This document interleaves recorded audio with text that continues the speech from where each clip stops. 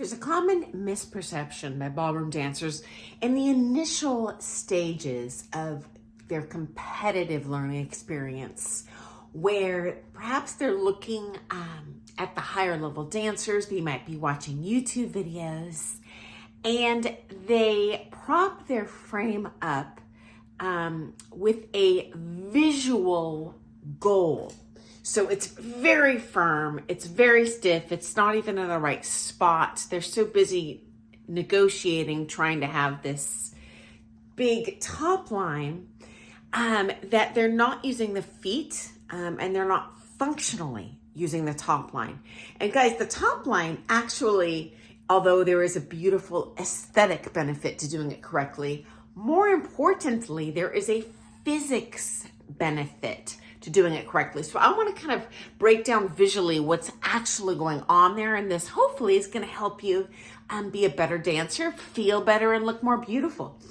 So if you think about more advanced level dancing, which we do competitively, you start out, it's just box steps, progressive steps, sideways or forward, all linear.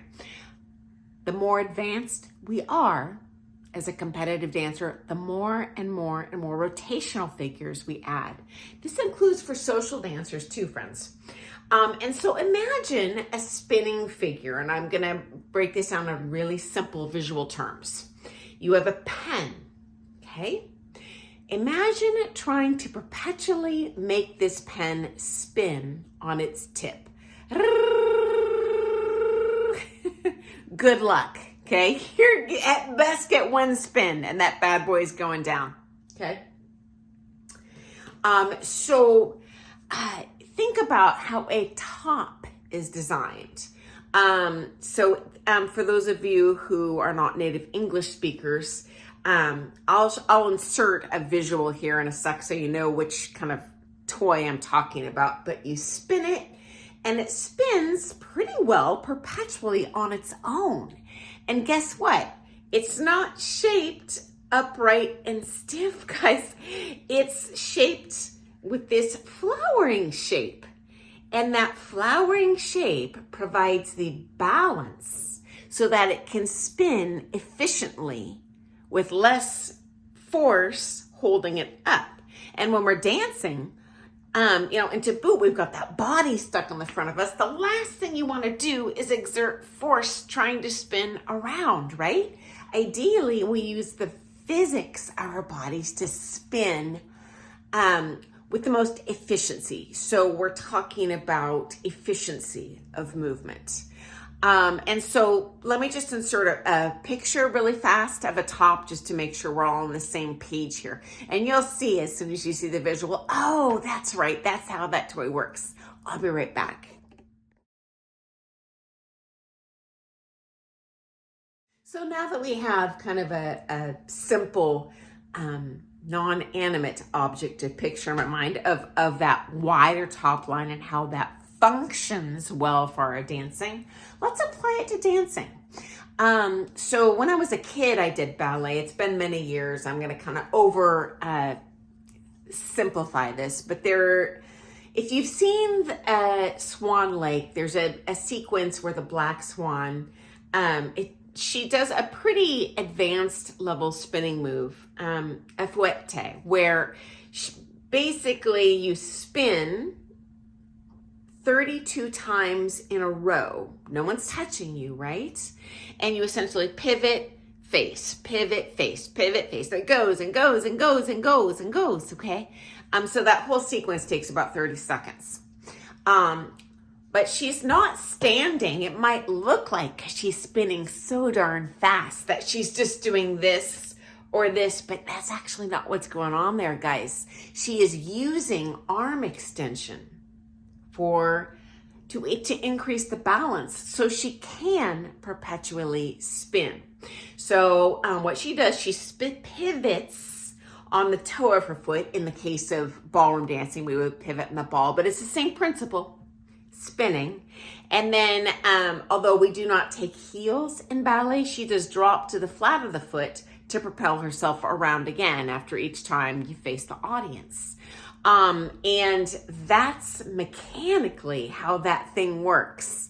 Okay, good luck spinning 32 times just doing this or just doing this. There's actually arm movement involved there.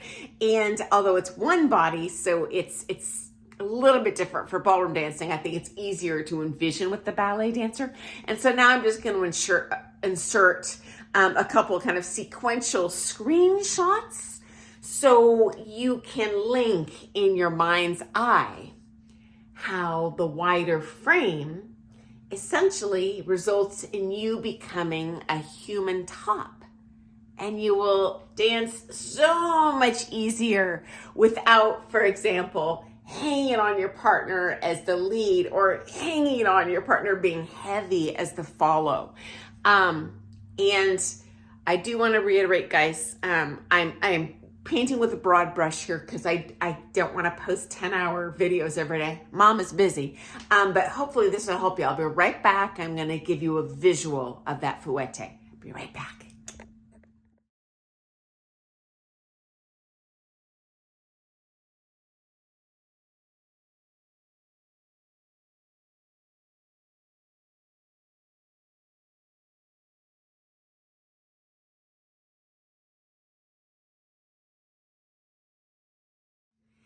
And friends, I also want to reiterate, there are changes in the feet that are making this happen. So there is a reason we have heels and toes in ballroom dancing. That's going to help propel you both in your horizontal movement across the floor as well as this rotational action. And obviously in ballroom dancing, we tend to do both simultaneously. And so it is really important. I highly advise even social dancers, if you want to do it well and be a nice light lead and a nice light follow, look beautiful, focus on the feet before you focus on the top. The top will come, but that top action has got to start from down below rather than start from above and then add what's going on below. So anyway, guys, I hope you found that to be, I don't know, helpful or at least a little interesting. And if you like that sort of content and you thought that was helpful, hey, hit that thumbs up button for me because I get so excited every time I see one of those. Again, I'm kind of oversimplifying here to just convey this in a nutshell for you. And if you have any questions, definitely feel free to comment.